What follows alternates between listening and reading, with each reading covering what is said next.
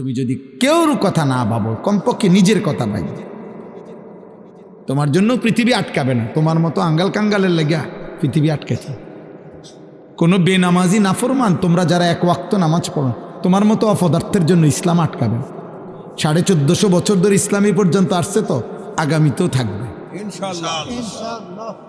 তুমি ছাড়াও থাকবে, তুমি আমি না থাকলেও থাকবে।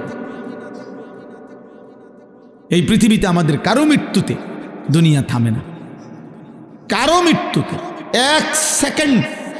এক সেকেন্ড ঘড়ির কাঁটা থামে না, থামে না।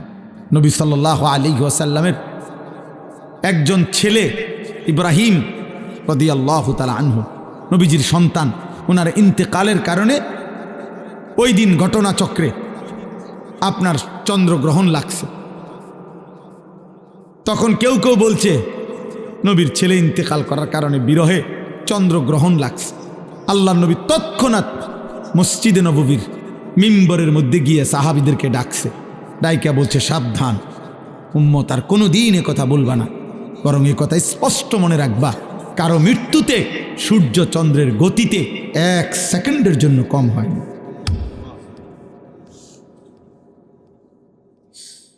ইন্না শামসা ওয়াল কামার লা ইয়াখসিফান লিমাউতি আহাদিন, কারো মৃত্যুতে চন্দ্র সূর্যের গ্রহণ হয় না। পৃথিবী চলে, দুনিয়া চলে, দুনিয়া থাকবে, কিন্তু তুমি আমি ছাড়া আখিরাতে আটকায় যাবে। এজন্য আলহামদুলিল্লাহ আমি অনুরোধ করছি, বুঝাইতে চাইলাম, অনেক ছেলে মাশাআল্লাহ, অনেক ছেলে তোমরা, কিন্তু আল্লাহর মেহেরবানি চেহারা দেখেই বোঝা যায় অধিকাংশ বেনামাজ। বা বোঝা যাচ্ছে, চুল দেখলেই বোঝা যায় মুশরিক তোমার পছন্দ, চুল দেখলেই বোঝা যায় কোনো ইহুদির বাচ্চা, কোনো মুশরিকের বাচ্চা, কোনো বেঈমানের বাচ্চা তোর কলিজার মধ্যে। খোদার কসম বেটা, চুল চেহারায় যার বেঈমানের মতো, তার কলিজাটাও বেঈমানের মতো।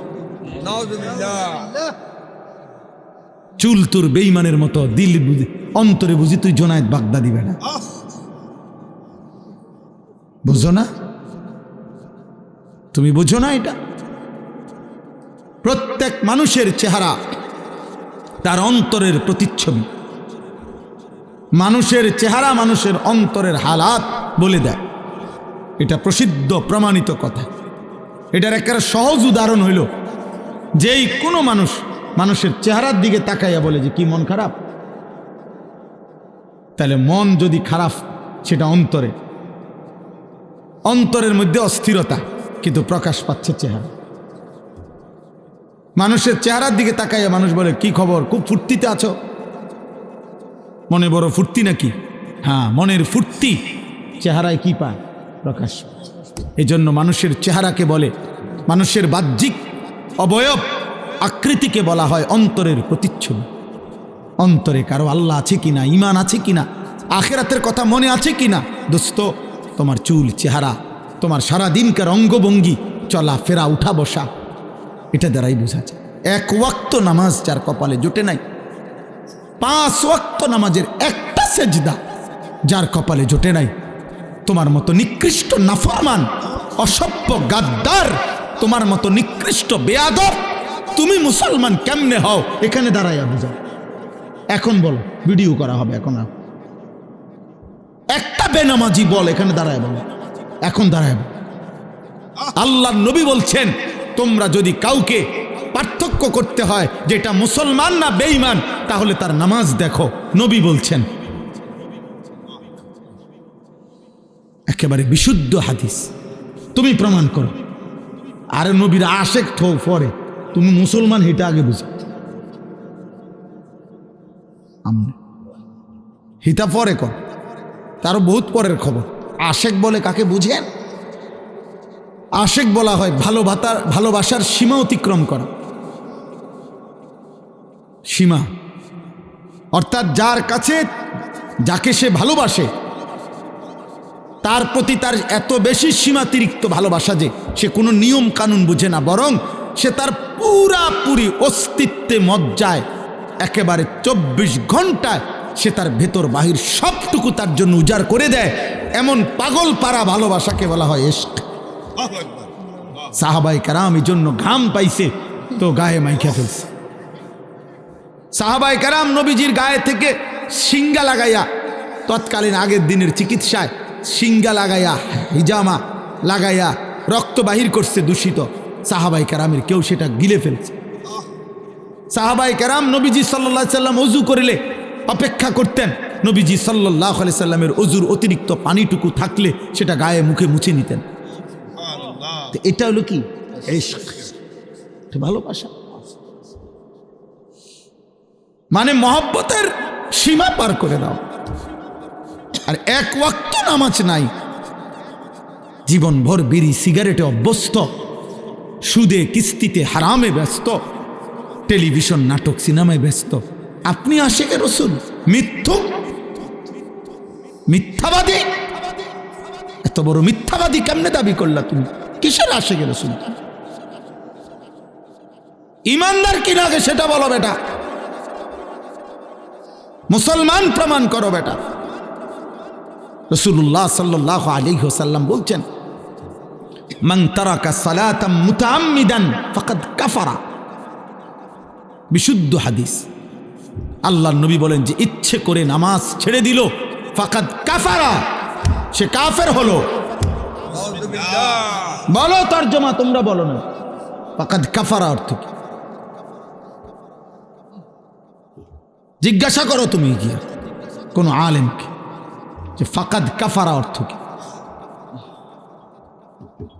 আল্লাহর নবী সাল্লাল্লাহু আলাইহি ওয়াসাল্লাম বলেন, নামাজবিহীন যে ঘর থেকে বের হয়, আল্লাহর কসম নবী বলছেন সে শয়তানের পতাকা নিয়ে বের হয়।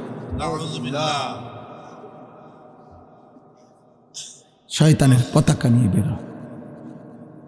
আল্লাহর নবী সাল্লাল্লাহু আলাইহি ওয়াসাল্লাম বলছেন, এশার নামাজ এবং ফজরের নামাজ মসজিদের জামাতে যে পড়ে না, মুসলমানদের জামাতে যে আসে না, সে মুনাফিক। লিখে দাও মুনাফিক, সে মুনাফিক বেটা। হযরত আব্দুল্লাহ ইবনে ওমর বলেন, নবীজির জামানায় আমরা মসজিদে ফজরের নামাজে 2-4 দিন অনুপস্থিত দেখলেই আমরা তাকে মুনাফিকই বুঝতাম। আমরা তাকে বুঝতাম যে সে মুনাফিক। তামাশা আখেরাত। হ্যাঁ, খামখেয়ালি মনে করছেন আব্বা? কার মতো চুল বানাইছো বাবা এগুলো? একজন খেলোয়াড়, একজন সিনেমার নায়ক, অথবা অপরিচিত কোনো কাটিং, ওর কোনো জাত আছে না বংশ আছে যার কাটিং বানাইছো? বাবা মা আপনাদেরকেও বলি, বয়স্ক বাপ চাচা, গাফলতি আপনারাও বেশি করতেছেন। আপনারা সব আলাদা আলাদা হয়ে গেছেন। বউরে বউর রূপে ছেড়ে দিচ্ছেন, নিজে নিজের উপরে চলতে আছেন। জিফুতের হাতে ছেড়ে দিচ্ছেন যে বাবা সবাই আলাদা আলাদা থাকো, শুধু খানার টাইমে একসাথে ভাত খাইবা। আর আমি বাপ হিসাবে তোমাকে লাগিয়া, তুমি চিন্তা করো না, তুমি চরিত্র নষ্ট করো, আমি বিল্ডিং বানাইতে আছি। তুমি নারী দেখো সারা রাত উলঙ্গ ছবি দেখো, আমি আব্বা তোমার জন্য খাট বানাই দেব। তুমি মেয়ে চরিত্র নষ্ট করো, তুমি মেয়ের জন্য দরকার হইলে আমি সুদে পারি, কিস্তিতে পারি, তোমার জন্য আমি যা লাগে ব্যবস্থা করে দেব। তুমি প্রেম করতে থাকো, তুমি কোনো অসৎ চরিত্রহীনের সাথে কথা বলতে থাকো, তোমার চরিত্র তুমি শেষ করে দাও, আমি আব্বা আছি, তুমি চিন্তা করো। এর নাম বাপ, এর নাম বাবা, মুসলমান। এটা বুঝি কথা হইল? এতগুলো ছেলের চেহারায় তোমাদের কোনো নামাজের চিহ্ন নাই। ছি ছি ছি ছি। আমি দাঁড় করাই, না তো প্রতিবাদ করো। তোমরা প্রতিবাদ করো যে না হুজুর আমরা নামাজ পড়ছি অধিকাংশ, আমি তাহলে দাঁড় করাই বেনামাজি। বেনামাজি তো হাইওয়ান, বেনামাজি তো চতুষ্পদ জন্তু। বেনামাজি চতুষ্পদ জন্তু তো সে আনআম। তার দিল আছে, সে আল্লাহকে বুঝে না। তার কান আছে, সে আল্লাহর কথা শুনে না। এত বড় মসজিদের আজান, 4টা হরন দিয়ে আজান দিছে, চারিদিকে 10টা মসজিদে একলগে আজান হয়েছে। নাফরমান তোর কানে 10টা মসজিদের আজান হইছে শুনছ, কিন্তু এরপরও আল্লাহকে সেজদা দিলি না, তো তোর চাইতে আরে বেটা ইবলিসকে তো আল্লাহ একবার বলছে সেজদা দিতে, সে একবার সেজদা দেয় নাই, আল্লাহ তাকে বিতাড়িত করছে। প্রতিদিন 5 ওয়াক্ত নামাজে মসজিদের আজান দিয়া তোকে বেটা কতবার বলা হয় সেজদা দিতে? তুই তো ইবলিসের চাইতো খারাপ বেটা, শয়তান কোথাকার বেটা, তোকে আল্লাহ ডাকে নাই?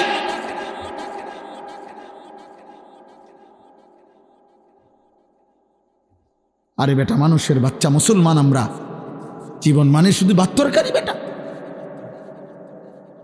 জীবনের কিছু চাহিদা পূরণ হইতেছে দুনিয়াবি, এরই নাম জীবন। এতটুকু চাহিদা তো জানোয়ারেরও পূরণ হয় বেটা, এতটুকু চাহিদা তো কুত্তারও পূরণ হয়, বিড়ালেরও পূরণ হয়, শুকরেরও পূরণ হয়। চলো বাপ, চলো ভাই, ফিকির করে, ফিকির কর। বারবার আসা খুব কঠিন। এই আমার প্রিয় মৌলানা ওলিউল্লাহ অনেক লাইগা থাইকা এতে কাফে আমার সেই সারাক্ষণ পেরেশানি করা, এরপরে কত খান দিয়া জোড়া তালি দিয়া এই ডেট মিলাইছে। বারবার আসাটা কঠিন আব্বা, দোস্ত আমার, বন্ধু আমার, সাথী আমার, মূলত তোমারে জাহান্নামে পাঠায় দেওয়া মাকসাদ না, মূলত তোমাকে সরিয়ে দেওয়া মাকসাদ না। এই সব ধমক, এই ধমকের মাকসাদ তোমার কলিজায় যদি বিবেক আসে, তোমার ভিতরে যদি কোনো অনুভূতি জাগে, আমি তো আমার প্রতিপক্ষ না যে আমি এই দলের, আমার বিরোধী দলের লোকরে ফাইসি সুবিধা মতো যেন ছুড়ে নিলাম কতক্ষণ, এমন কিছু না বা, আমি কোনো প্রার্থী না, আমার কোনো মার্কা নাই। আমরা প্রত্যেকে ইনশাআল্লাহর জন্য আমি অনুরোধ করছি, আমরা যদি বুঝি কিংবা না বুঝি আমাদের মৃত্যু হবে। আমাদের মনে থাকলেও মরে যাব, মনে না থাকলেও মরে যাব। আমরা হাসলেও মরে যাব, কাঁদলেও মরে যাব। সুখেও মৃত্যু হবে, দুঃখেও মৃত্যু, রাজপ্রাসাদেও মৃত্যু হবে, জীর্ণ কুড়ে ঘরেও মৃত্যু হবে। সেজদা দিতে দিতে কেউ আব্দুল কাদের জিলানি হলেও মৃত্যু হবে, আল্লাহর নাফরমানি করতে করতে কেউ ফেরাউন নমরুদ হলেও মৃত্যু হবে। হবে কি না বলে? ছেলেরা বলো না বাপ হবে? তো তুমি বাপ কি করছো? তোমরা ছেলেরা বলো কি করছো আব্বা? একটি জাতির যুব সমাজ যদি নষ্ট হয়ে যায়, একটি জাতির যুব সমাজ যদি অকর্মণ্য হয়ে যায়, মেরুদণ্ড যদি ভাঙ্গা যায়, ওই মানুষ আর দাঁড়াইতে পারে। মেরুদণ্ড যদি ভেঙে যায় তাহলে ওই মানুষ আর বসতেও পারে না।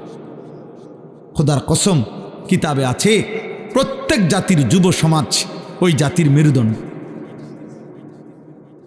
আশ-শাবাবু হুম আসাবুল উম্মাহ।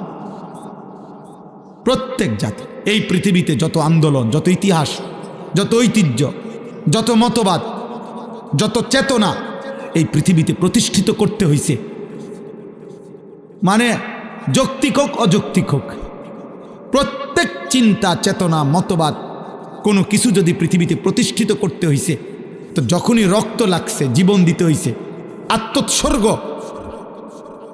এরকম লাগছে যতবার, যতজন, প্রতিবারই রক্ত দেওয়ার যতবারই প্রয়োজন হয়েছে, রক্ত ঝরেছে যুবকের রক্ত। স্বাধীনতা বলেন, আজাদি বলেন, ইতিহাস বলেন, ইসলামের জিহাদ বলেন, সব কিছুতেই যুবকের পবিত্র রক্ত বড় দামি। আজকে বিশ্বাস করো আব্বা, তোমাদেরকে দুশ্মন এইভাবে হাতের পুতুল বানায়া তোমাদের চিন্তা চেতনা বিগড়ায় ফেলছে, তোমাদের আখলাক চলাফেরা বদলায় ফেলছে। একটা বারও ভাবনা আসে না যে আমি তো মুসলমান, আমি তো মুসলমান, একজন মুসলমান, আমি সারাটা দিনে একটা ওয়াক্ত নামাজ না পড়ে কেমনে ঘুমায় গেলাম? কিভাবে সম্ভব এটা? আমি কত চিন্তা করছি আমার জীবনে, আমি এটা অনেক সময় ভাবি, আমার এটা মানে রীতিমতো শরীরটার মধ্যে কাঁপ দিয়া ওঠে যখনই আমার মনে হয় যে ইন্না লিল্লাহ, এটা কি মুসলমান রে? 365 দিনে খোদার 1 বছর এই নাফরমানি ডাকাত কোনোদিন ফজরের নামাজ পড়লো না। হায় হায় হায় হায়, মুসলমানের বাচ্চা এত বড় নিকৃষ্ট হলো কেন? এমন আল্লাহ ভুললো কেমনে? মালিক এভাবে ভুলে যায় কেমনে? কেউ তোমারে মনে করাইলো না বাবা, কেউ তোমারে বললো না একবারও? আমার মা আমারে আজীবন আলহামদুলিল্লাহ নামাজের কথা বলছে। আমার মায়ের বয়স এখন 75 বছর, আমার মা আজও বৃদ্ধ বয়স, মাহাজুর হয়ে গেছে, মা আমার অসুস্থ, দুর্বল একদম, অনেকক্ষণ লাগাইয়াও 1-2 শব্দ কথা কইতে কষ্ট হয় মার।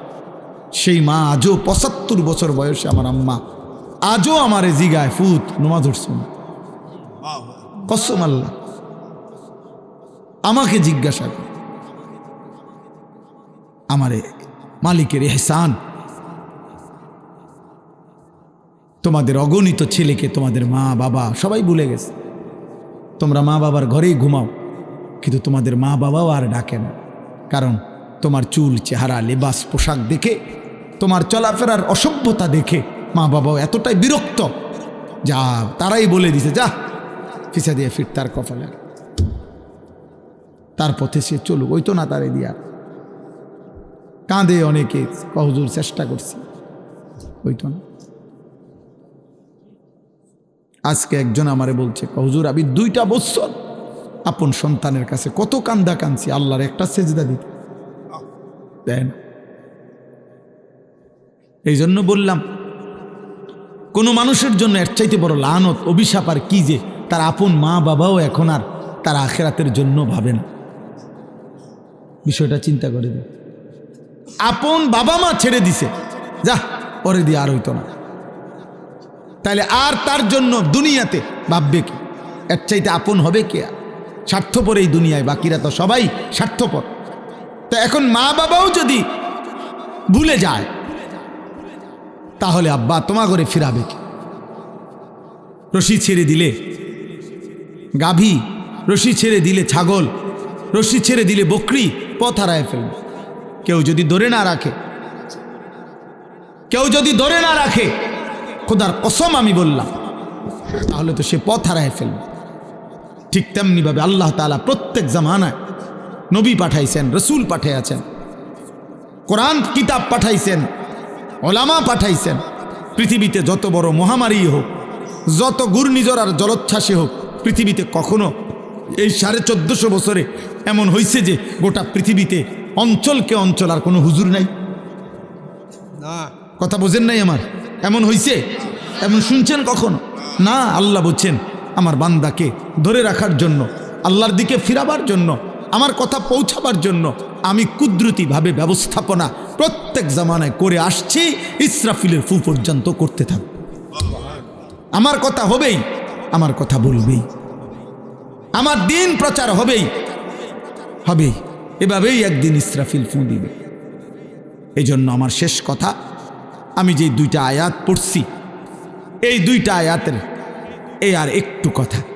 আল্লাহ তাআলা বলেন, ওয়াকালু আইদা যালালনা ফিল আরদ আইন্না লাফি খালকিন জাদীদ।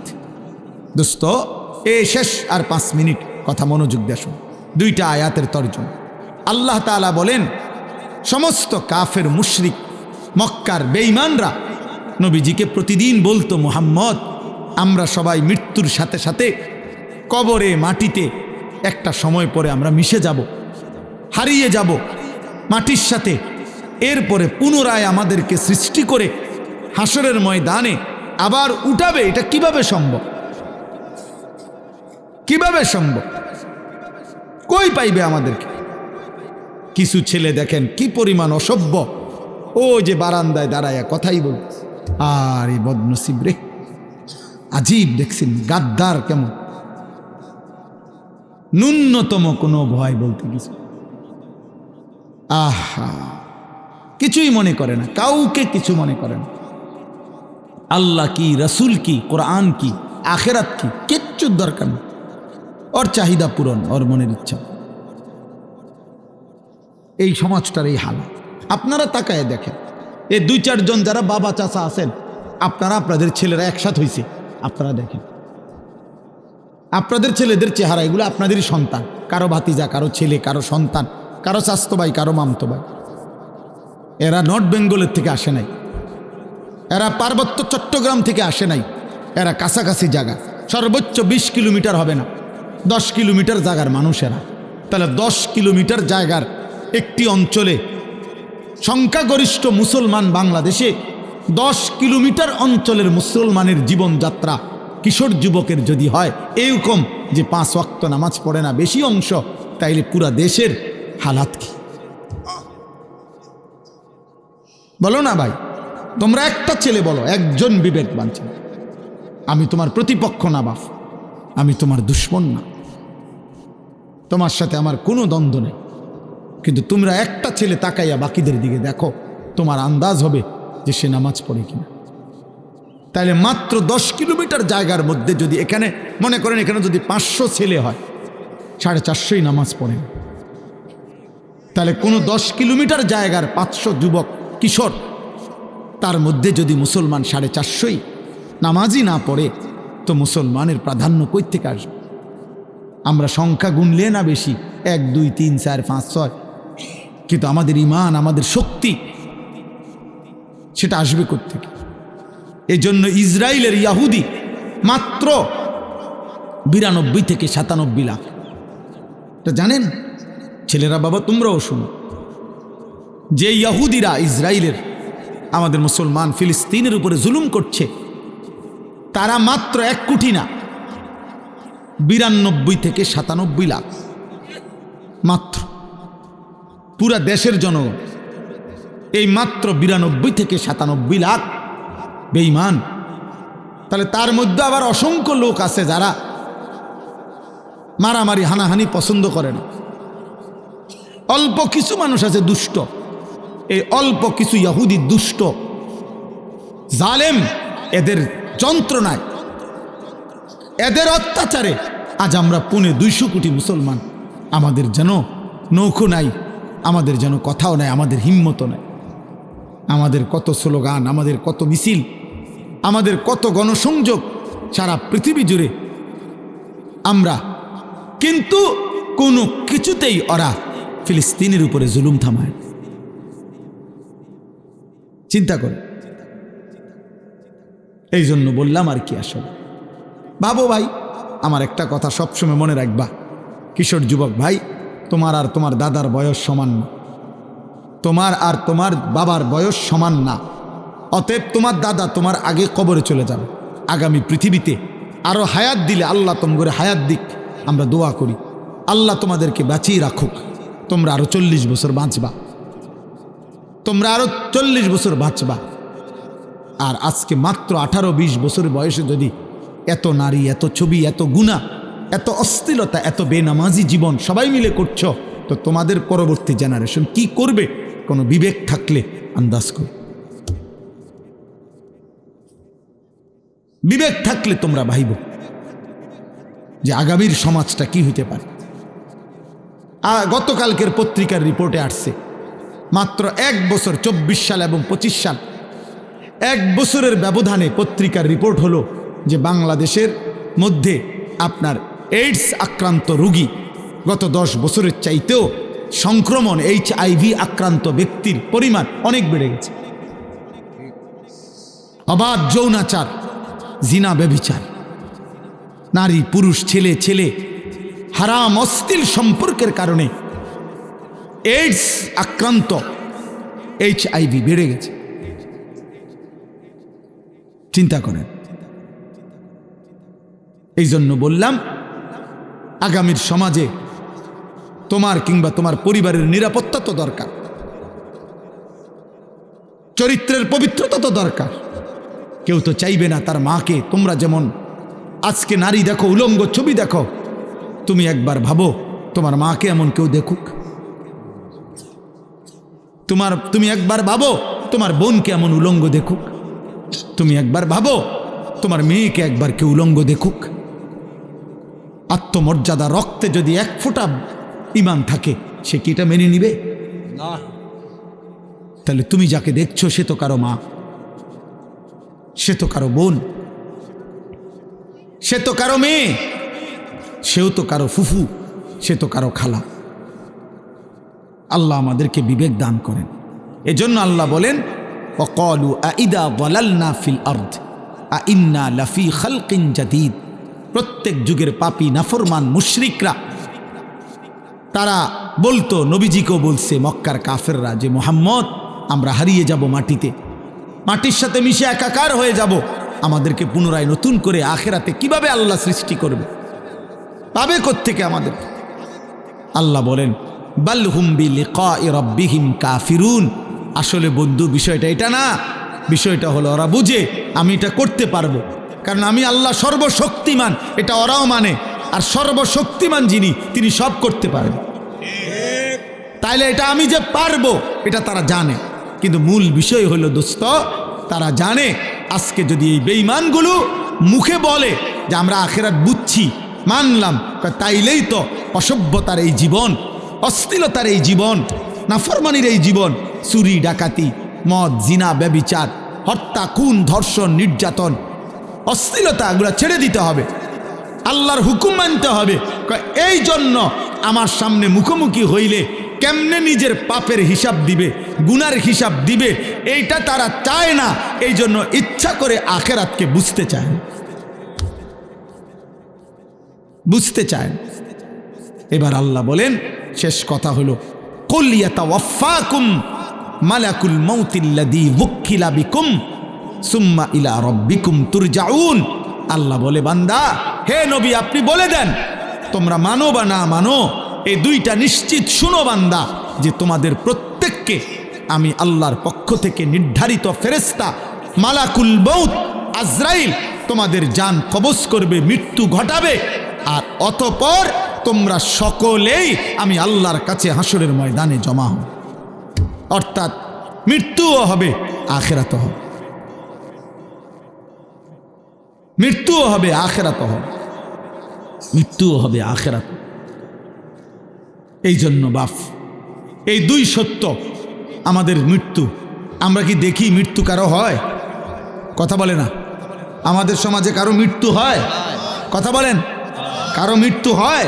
তো যেহেতু মৃত্যু হয়, অতএব আখিরাতও হবে। কারণ মৃত্যু হবে এই কথাটা বলছে কে?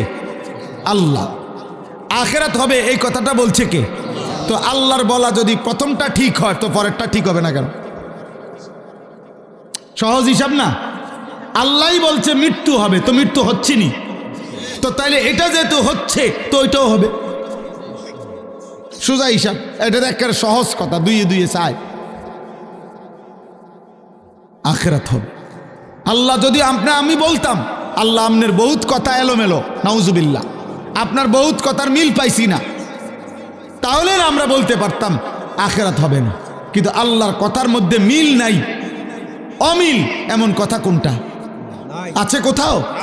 তাইলে আল্লাহর সব কথা যদি সত্য এবং তাই সত্য, তাহলে আখিরাতও সত্য। অতএব আল্লাহ বলে, বান্দা ভুলে যেও না, ভুলে যেও, ভুলে যেও না, ভুলে যেও না। কোরআন শরীফ আছে, ফাজুকু বিমা নাসিতুম লিকা ইয়াউমিকুম হাদা ইন্না নাসিনাকুম। আল্লাহ বলবেন কিয়ামতের দিন, হে জাহান্নামী নাফরমান, দুনিয়ায় থাকতে তুমি আমার আখিরাতকে ভুলে গেছো, আজ আখিরাতে আমি আল্লাহ তোমাকে ভুলে গেলাম। জুকু জাহান্নামের আযাব ভোগ। ঠিক আছে না, সেদিন তুমি আমাকে ভুলেছ, আজ আমি তোমাকে ভুলে গেলাম, আজ দেখি তোমাকে রক্ষা করে কি। এজন্য আমি হাত জোড় করে বলি, প্রিয় ছেলে, বাবা, বয়স্ক, কিশোর, যুবক, ছেলে, বাপ, তোমারে তুমি নষ্ট করো না। আমি আবারও বললাম, তোমারে ছাড়াও পৃথিবী থাকবে, তোমার নাম ছাড়াও পৃথিবীতে থাকবে, কিন্তু তোমায় চরিত্রহীন হলে, আখলাক নষ্ট করলে, এক ওয়াক্ত নামাজ না পড়লে, আল্লাহ না চিনলে, একদিন নিশ্চিত কবরে যাবে। আর সেদিন তোমার জাহান্নাম তোমাকেই জ্বলতে হবে। আল্লাহ আমাদের প্রত্যেককে হেফাজত করেন, ঈমান আমলের জীবন দান করেন, উত্তম আখলাক দান করেন। আল্লাহ তাআলা আমাদের প্রত্যেকের বিবেকের মধ্যে আখিরাতের ফিকির দান করেন। আলহামদুলিল্লাহ রাব্বিল আলামিন। মাওলায়ে করিম, আপনি মাফ করে দেন। আয় করিম, আপনি মাফ করে দেন। আয় করিম, আপনি মাফ করে দেন। আয় আল্লাহ, এই মাহফিল খানা কবুল করে নেন। সমস্ত কবরবাসীদেরকে মাফ করে দেন। কিয়ামত পর্যন্ত কবরের আযাব মাফ করে দেন। কবরগুলোকে জান্নাতের টুকরা বানিয়ে দেন। ঈমান আমলের জীবন আমাদেরকে দান করেন। আল্লাহ, আপনার ভয় দান করেন, আখিরাতের ভয় দান করেন, জাহান্নামের ভয় দান করেন, কবরের ভয় দান করেন। আল্লাহ, ঈমান দান করেন, তাকওয়া দান করেন, সেজদাওয়ালা কপাল বানিয়ে দেন, কাঁদনেওয়ালা চোখ বানিয়ে দেন, জিকিরওয়ালা জবান বানিয়ে দেন, মোহাব্বতওয়ালা দিল বানিয়ে দেন, সুন্নতওয়ালা জীবন বানিয়ে দেন। আল্লাহ আমাদের প্রত্যেককে আল্লাহ ঈমান আমলের জীবন দান করেন। আল্লাহ একটা একটা কবরে আল্লাহ আপনি আল্লাহ নিরাপত্তা পৌঁছিয়ে দেন, আপনার নূরে রহমত দ্বারা প্রতিটা কবর ভরপুর করে দেন, পর্যন্ত কবরের আযাব মাফ করে দেন। আমরা প্রত্যেকেই স্বজন হারা, কারো বাপ, কারো মা, কারো আত্মীয়, কারো স্বজন। আল্লাহ যে যাকে হারিয়েছি মাফ করে দেন, মাফ করে দেন। আমাদেরকেও হতে পারি উলঙ্গ ছবি দেখলাম, নারী দেখলাম, বেহায়া বেপর্দা দেখলাম, আমার চাহিদা পূরণ হওয়া দরকার। এটা হালাল না হারাম আমার এটা জানার দরকার নাই। এই মানসিকতা যাদের প্রত্যেক কাজে, একটা ছেলেও মনে রাখো বাপ, হালাল হারামের পার্থক্য যার মধ্যে নাই, জায়েজ না জায়েজের পার্থক্য অনুভূতি যার মধ্যে নাই, ও কোনো মানুষ না, ও পুরাটাই জানোয়ার, ও পুরাটাই জানোয়ার, ওইটা পুরাটাই জানোয়ার। যে মাকেও দেখে, বোনকেও দেখে, আবার ভিন নারী অস্থির ছবিও দেখে, তাহলে হালাল হারাম নাই তার কাছে। সালামও দেয়, গালিও দেয়, হালাল হারাম নাই। হালাল টাকাও নেয়, সুদের টাকাও নেয়, হালাল হারামের পার্থক্য নেই। এটা ইনসান না, কারণ সে বুঝছে জীবন মানেই হচ্ছে চাহিদা পূরণ। আমার চাহিদা পূরণ হইতে হবে। কে নিষেধ করলো, কে কি বলল? এর অসংখ্য ছেলে পেলের দেখবেন চলাপড়া দেখলে বুঝাই যায় এই অপদার্থ জানে না যে এটা উচিত কিনা, মানায় কিনা। না না, তার বাবা কি মনে করবে, মানুষ কি মনে, আরে তুই কে কি মনে করবে, ওটা আমার মন চাইছে আমি করব। ওয়াকালু মা হিয়া ইল্লা হায়াতুনা দুনিয়া। আল্লাহ তাআলা বলেন কাফের মুশরিক বেঈমানদের বক্তব্য হলো জীবন তো কেবল আর কিছু নয়, শুধুই দুনিয়া। দুনিয়া ভোগ করা এরই নাম জীবন। এটা কাফেরের কথা, কোরআনে আল্লাহ বলছে। অথচ আল্লাহ নিজে বলছেন ওমা হাযিহিল হায়াতুদ দুনিয়া ইল্লা লাহবু ওয়া লাইব। দুনিয়ার জীবন আর কিছুই নয় বান্দা, শুধুই তামাশা, শুধুই খেলাধুলা। ওয়া ইন্নাদ দারাল আখিরাতা লাহিয়াল হায়াওয়ান। আখিরাতের ঘর জান্নাত সেটাই কেবল জীবন, সেটাই লাইফ, সেটাই বেঁচে থাকা, জীবনের সার্থকতা, জীবনের সার্থকতা। এই জন্য নওজোয়ান আল্লাহকে এত ভোলা ভুলছ, আজ আর ফেরাবার কেউ নাই। আখেরাতকে এত ভোলা ভুলছ, আজ আর ফেরাবার কেউ নাই। প্রিয় ছেলে, মনে করো না দুনিয়া তুমি ভোগ করো, আমরা উপাস না, আমরাও তো দুনিয়া যাই কম বেশ খাচ্ছি,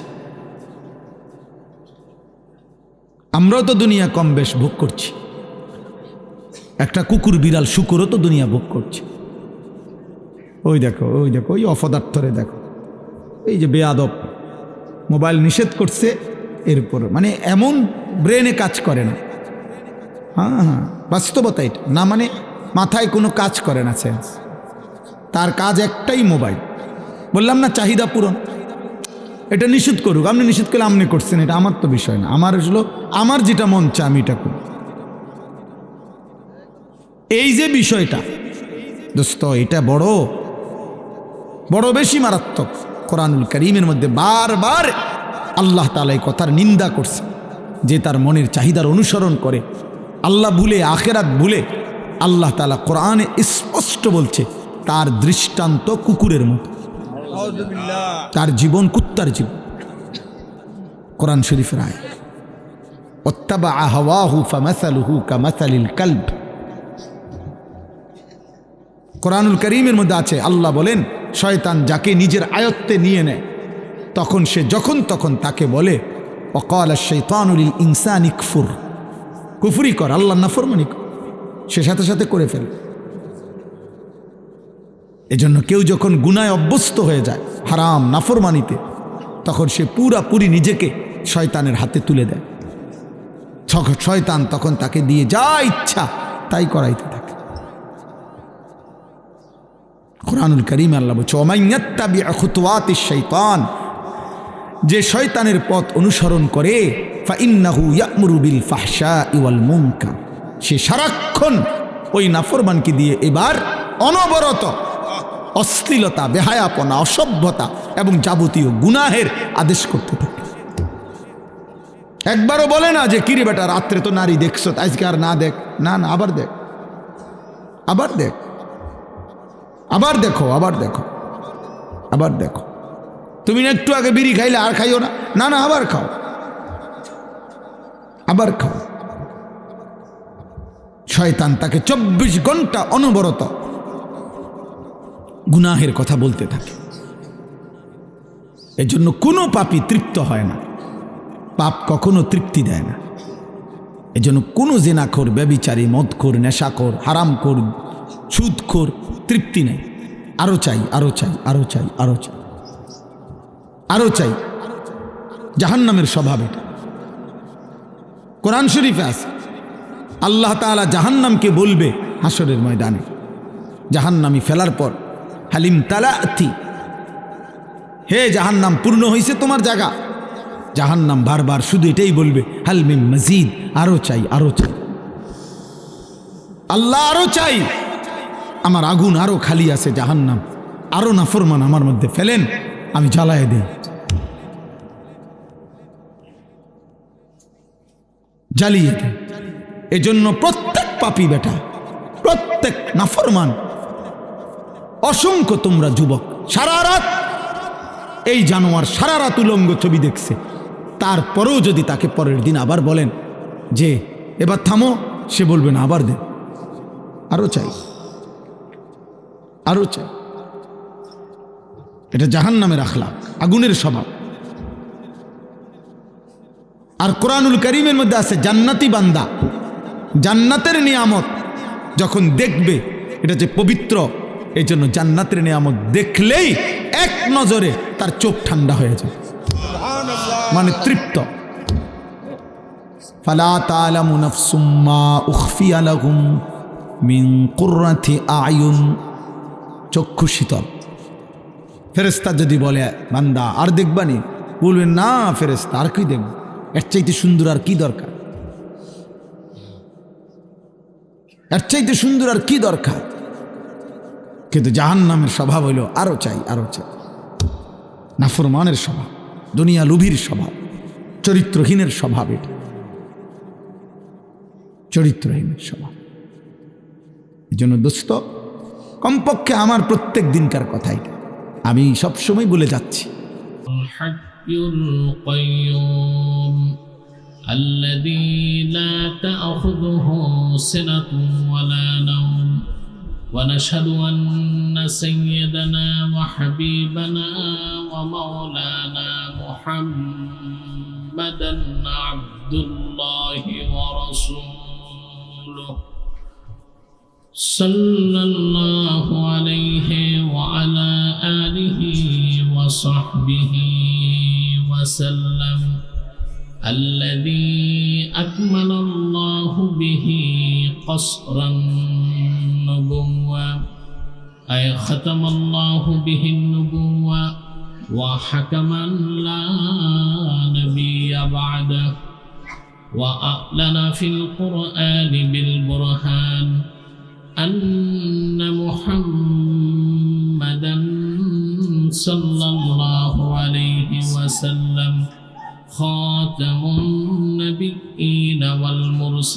والمرسلين الذي أرسله بالحق بشيرا ونذيرا وداعيا إلى الله بإذنه وسراجا منيرا فقد قال الله تعالى في كلامه المجيد والفرقان الحميد أعوذ بالله من الشيطان الرجيم بسم الله الرحمن الرحيم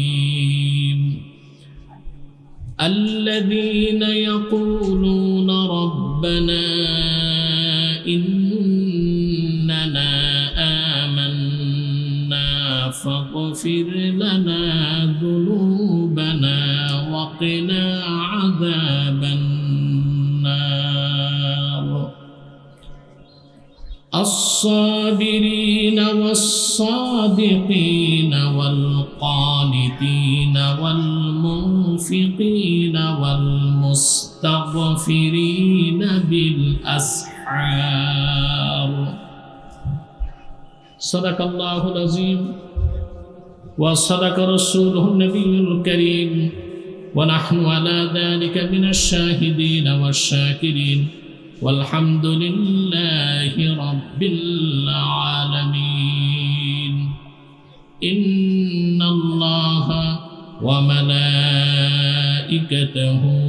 يصلون على النبي يا أيها الذين آمنوا صلوا عليه وسلموا تسليما اللهم صل على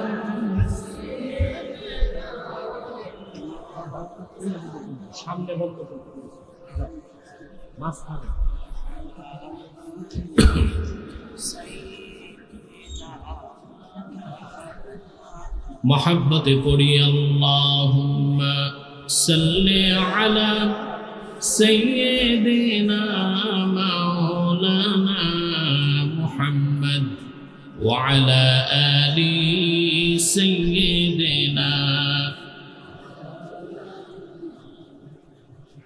فهو الذي تم معناه وصورته ثم اصطفاه حبيبا بارئ النسم اللهم صل على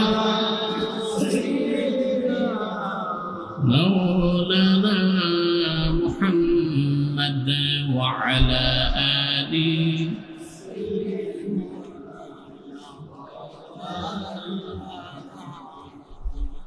मेरा दिल तड़प रहा है मेरा जल रहा है सीना ये दवा वही मिलेगी मुझे ले चलो मदीना अल्लाहुम्मा सल्ली अला सय्यिदिना मौलाना मुहम्मद وعلى آله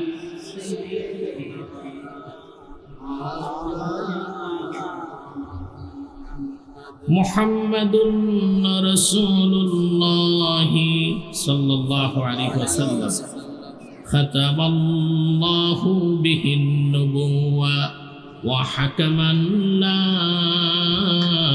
نبي بعده بلاغ العلا بكماله حسنت جميع خصاله صلوا عليه যে ভাইরা দাঁড়িয়ে আছেন আসছেন তো মাহফিলে আমি আসার পরে কিছু লোক ভিড় করে পরে কিন্তু যারা শ্রোতা সব চলে আসে দেখেন ওখানে খালি সব মাঠে কিন্তু দাঁড়িয়ে আছেন কেন এটা তো আমার বুঝে আসতেছেন আল্লাহর ওয়াস্তে কোরআনের মাহফিলের ইজ্জতে সবাই বসে যান বাম পাশের ফাঁকা জায়গাটা পূরণ করলে আমাদের প্যান্ডেলটা কানায় কানায় ভরে যাবে ইনশাআল্লাহ কেউ দাঁড়িয়ে থাকবেন না আমার অনুরোধ আপনাদের কাছে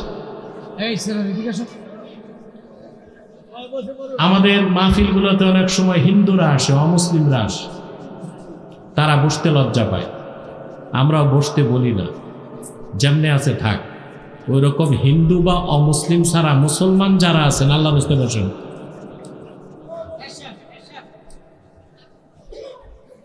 এগুলো ঠিকঠাক করতে টাইম লাগে এটা বাংলাদেশ তো আপনাদের অভিজ্ঞতা আছে ভিতরে আসেন আসেন তোমাদেরকে বলছি যুবকরা মাহফিলে বসার ফজিলত ভিন্ন দাঁড়িয়ে থাকলে এটা তোমরা পাবা না মাইকম্যান আওয়াজ পরিষ্কার করতে হবে কোনো নয়েজ থাকবে না ইকো থাকবে না আখাউড়া উপজেলা ইজি বাইক মালিক শ্রমিকদের উদ্যোগে আয়োজিত আজকের ইসলামী মহাসম্মেলনের সম্মানিত সভাপতি, উপস্থিত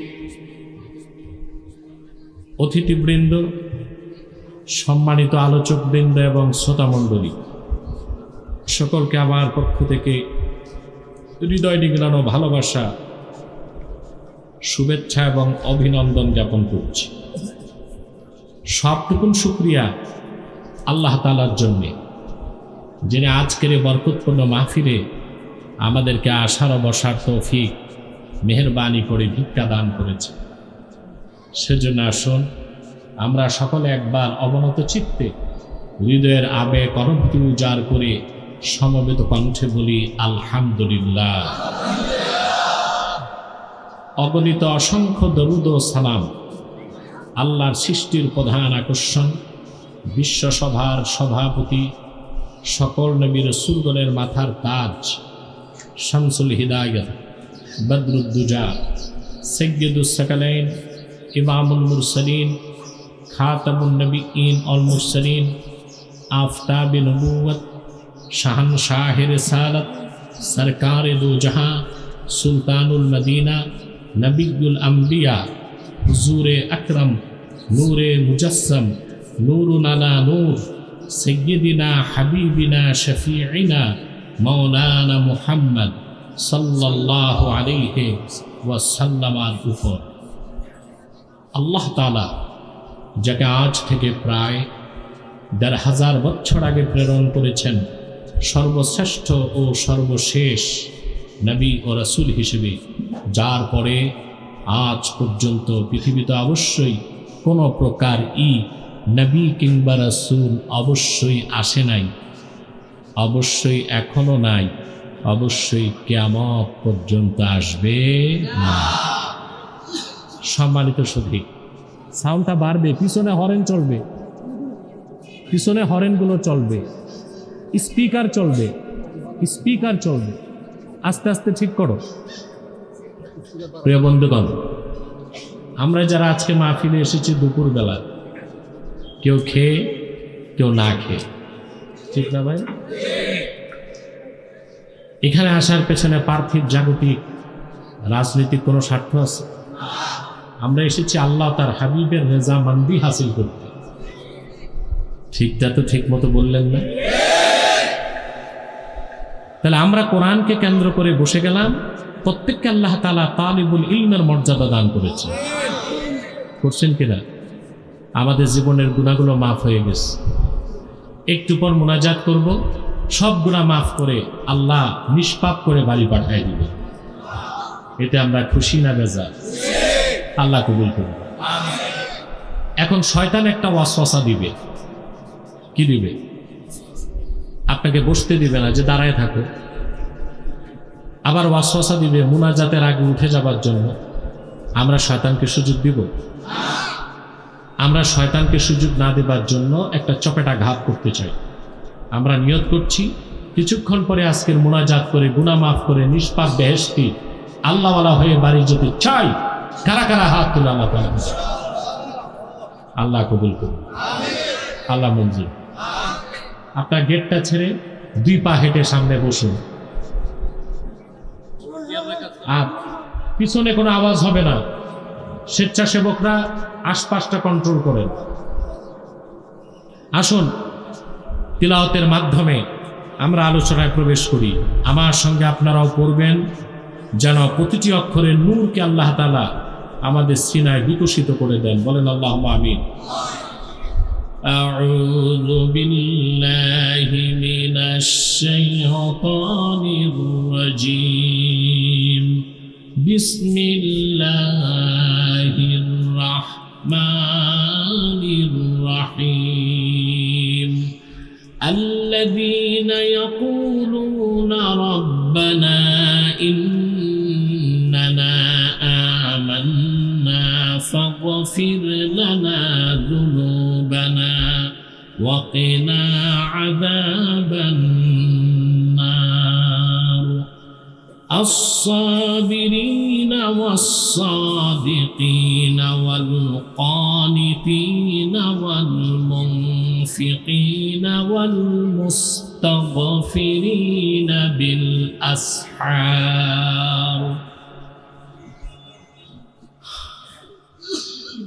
আল্লাহ তাআলা বলেন আল্লাযীনা ইয়াকুলুনা রাব্বানা ইন্নানা আমান্না, যারা বলে হে আমাদের রব আমরা ঈমান এনেছি, ফাগফির লানা যুনুবানা, আমাদের জীবনের সব গুনাহ মাফ করে দাও, ওয়া কিনা আযাবান নার, আর আমাদেরকে জাহান্নামের আগুন থেকে বাঁচাও। এই মানুষগুলোর গুণাবলী কি? আল্লাহ বলেন এই কথা যারা বলে ঈমান আনার পরে আল্লাহর কাছে ক্ষমা চায়, এই মানুষগুলোর গুণ কি, বৈশিষ্ট্য কি, চারিত্রিক গুণাবলী কি? আল্লাহ তা পরের আয়াতে বলেন الصابرين والصادقين والقانتين والمنفقين والمستغفرين بالأسحار, যারা ধৈর্যশীল, সত্যবাদী, বিনয়ী, আল্লাহর পথে খরচকারী, আর শেষ রাতে আল্লাহর কাছে রোনা জারি করে ক্ষমা প্রার্থী। সুবহানাল্লাহ। যে মানুষগুলোর কথা আল্লাহ এখানে বলেছেন এই মানুষগুলো হচ্ছে রাসূলুল্লাহর উম্মতের ওই সব মানুষ যারা বিনা আযাবে কম হিসাবে বিদ্যুৎ গতিতে পুল সিরাত পার হয়ে জান্নাতে যাবে এবং আল্লাহ জান্নাতে উঁচু মাকাম তাদেরকে দান করবেন। এই সব আউলিয়াউর রহমান যারা আল্লাহর ওলি যারা, তাদের কথা আল্লাহ এখানে বলেছেন। বলেন সুবহানাল্লাহ। আপনারা আখরার মুসলমানরা ওলি ভক্ত, ঠিকটা ঠিক মতো কইলেন না। ওলি ভক্ত কিন্তু ওলি হবার চেষ্টা করেন না। ওলি হবার, ওলি ভক্ত। ওলি হতে পয়সা লাগে, বংশ লাগে, গোত্র লাগে, কি লাগে? আল্লাহ বলেন আলা ইন্না আউলিয়া আল্লাহি লা খাউফুন আলাইহিম ওয়ালা হুম ইয়াহজানুন, সাবধান জেনে রেখো নিশ্চয় যারা আল্লাহর ওলি তাদের কোনো ভয় নাই, তাদের কোনো চিন্তা নাই। এখন ওলি হতে কি লাগে?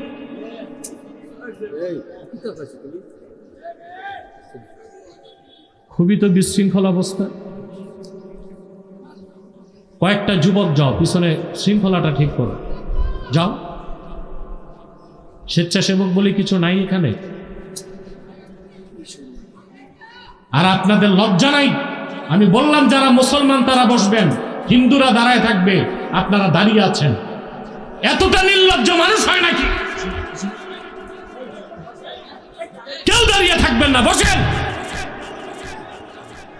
মাহফিল করেন, মাহফিলের আদব শিখেন না কেন? পিছনে যান, ফাঁকা জায়গায় যান।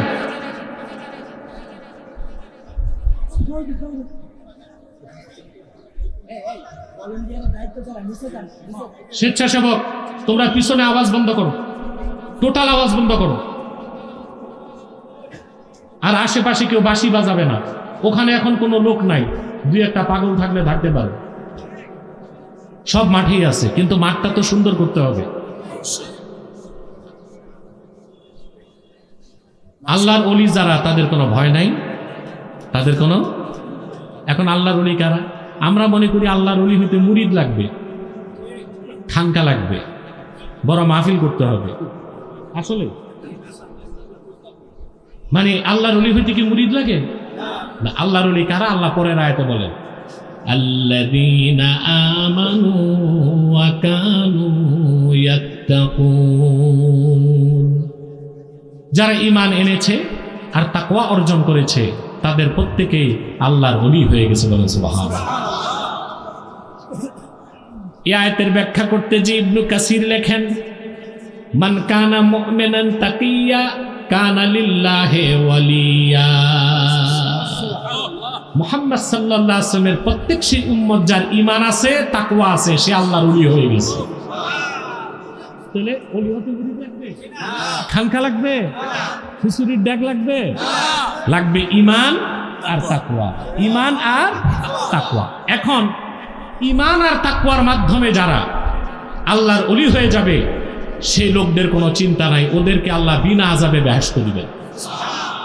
একটি কথা কান খুলে শুনে রাখেন, আল্লাহর হাবিব মুহাম্মদ সাল্লাল্লাহু আলাইহি ওয়াসাল্লামের প্রত্যেক ঈমানদার উম্মত বেহেশতে যাবে, হোক নেককার, হোক গুনাহগার, হোক বদকার। যদি তার আমলনামায় শিরক আর কুফর না থাকে, তার মৃত্যু যদি হয় উম্মতে মুহাম্মাদি পরিচয়ে, যত বড় গুনাহগার হোক, কোন একদিন সে জান্নাত পাবে। রাসূলুল্লাহ শাফাত করবেন, রাসূলুল্লাহ সুবহানাল্লাহ। আল্লাহ রাব্বুল আলামিন তার হাবিবকে বলেছেন, ওয়ালা সাওফা ইউতিকা রাব্বুকা ফাতারদা। প্রিয় হাবিব মুহাম্মদ সাল্লাল্লাহু আলাইহি ওয়াসাল্লাম, আপনার রব আপনাকে আখেরাতে আরো এত বেশি নেয়ামত দিবেন, আপনি রাজি হয়ে যাবেন। সূরা দোহা নাজিলের পরে আল্লাহর হাবিব সাল্লাল্লাহু আলাইহি ওয়াসাল্লাম সাহাবায়ে কেরামকে ডেকে বললেন, শোনো, কিয়ামতে যতক্ষণ আমি হাসর ময়দানে রাজি না হই, আল্লাহ আমার কথা শুনতেই থাকবেন। আমি ওয়াদা করে যাচ্ছি, লা আরদা ওয়া ওয়াহিদুম মিন উম্মতি ফিন্নার। আমার একজন ইমানদার উম্মত যতক্ষণ জাহান্নামে থাকবে, আমি রাসূল রাজি হব না।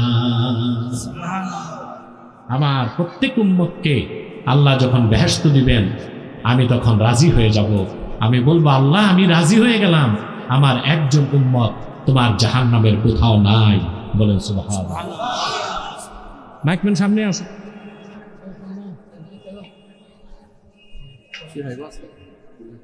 সাউন্ডটা আরেকটু পরিষ্কার হবে, যে আওয়াজটা দেয়ালে লেগে ফিরে আসে ওটা কমায় দাও। স্পিকার চলবে, পিছনে হরেন চলবে, যাও। তাহলে রাসূলুল্লাহর প্রত্যেক উম্মত বেহেশতে যাবে কিনা? কিন্তু কেউ যাবে আযাবের আগে, কেউ যাবে আযাবের পরে। আর যারা কম হিসাবে ফার্স্ট চান্সে বিনা আযাবে বেহেশতে যাবে, তাদের কথাই আল্লাহ সূরা আলে ইমরানের 16, 17, 2 আয়াতে বলেছেন। এখন আমরা উম্মতে মুহাম্মাদি হিসেবে আযাবের পর বেহেশত চাই না আযাবের আগে? ফার্স্ট চান্সে না সেকেন্ড চান্সে? শুধু বেহেশত চাই না বেহেশতের উঁচু মর্যাদা চাই? সেই কথাই আল্লাহ বলেছেন, আল্লাযীনা ইয়াকুলুনা রাব্বানা ইন্নানা আমান্না ফাগফির লানা যুনুবানা ওয়া কিনা আযাবান নার। আর যারা বলে, হে আমাদের রব, আমরা ঈমান এনেছি, আমাদের গুনাহগুলোকে তুমি মাফ করে দাও, জাহান্নামের আগুন থেকে বাঁচাও। এই মানুষগুলোর আরো চরিত্র কি হবে? আস-সাবিরিন, যারা ধৈর্যশীল, ওয়াস-সাদিকিন, সত্যবাদী, সুবহানাল্লাহ বলবেন না? ওয়াল কানিতিন, প্রচন্ড বিনয়ী, ওয়াল মুনফিকিন, দিনের পথে খরচ করে, ওয়াল মুস্তাগফিরিনা বিল আসহার, দিন রাত ইবাদত করার পরেও অহংকার করে না, শেষ রাতে আল্লাহর কাছে রোনা জারি করে ক্ষমা প্রার্থনা করে। এই মানুষগুলোকে আল্লাহ বেহেশত দিবেন, বেহেশতের উঁচু মর্যাদা দান করবেন। বলেন সুবহানাল্লাহ। কিরকম মর্যাদা তারা পাবেন, এটা আল্লাহ তাআলা 15 নম্বর আয়াতের মধ্যে বলে দিয়েছেন। আল্লাহ পাক বলেন, কুল আউনাব্বিউকুম বিখাইরিম মিন যালিকুম লিল্লাযীনা তাকাউ ইনদা রাব্বিহিম জান্নাতুন তাজরি মিন তাহতিহাল আনহারু খালিদিনা ফিহা ওয়া আজওয়াজুম মুতাহহারাতুন ওয়া রিদওয়ানুম মিনাল্লাহ ওয়াল্লাহু বাসীরুম বিল ইবাদ। আল্লাহ রাব্বুল আলামিন বলেন, হাবিব আমার মুহাম্মদ সাল্লাল্লাহু আলাইহি ওয়াসাল্লাম, আপনি মানব জাতিকে বলুন,